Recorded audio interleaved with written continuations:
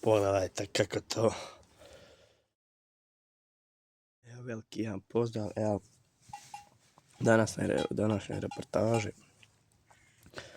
pokazujem kako se to šiša. Dobro, ja ovako šišam, ali ima neko da zgura ovako krenule po makazama.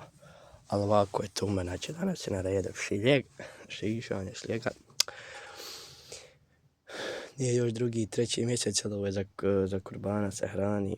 Ako je neđe u zatvorenom prostoru, ste da dobrog imate, ono mora to da bude tako. Dobro, možda i ne mora, ali većinom to je tako.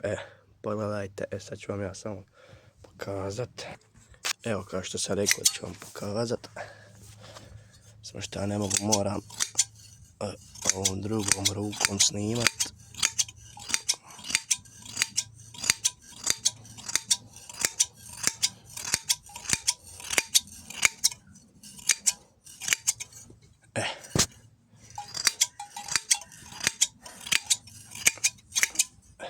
Kako ta fina ona ide.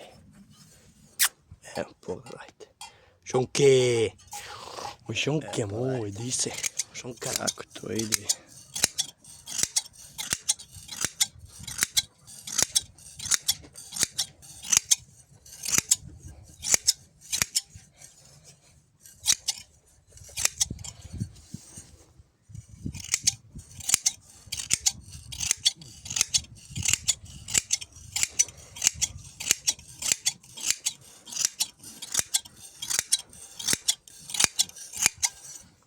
Šunke.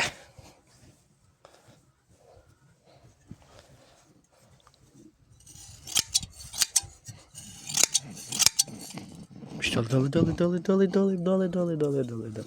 Dobar.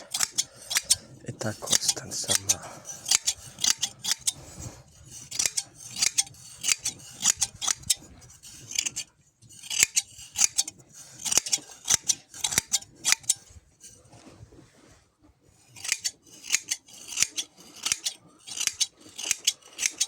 Moram da pozdravljam sve ovčare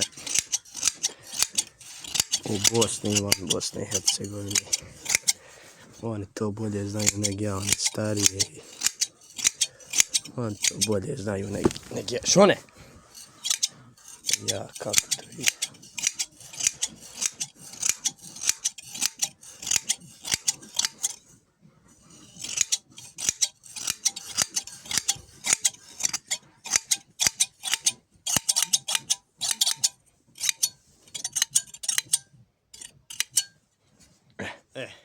Pogledajte kako to moj diligilovac izgleda posle šiškanja.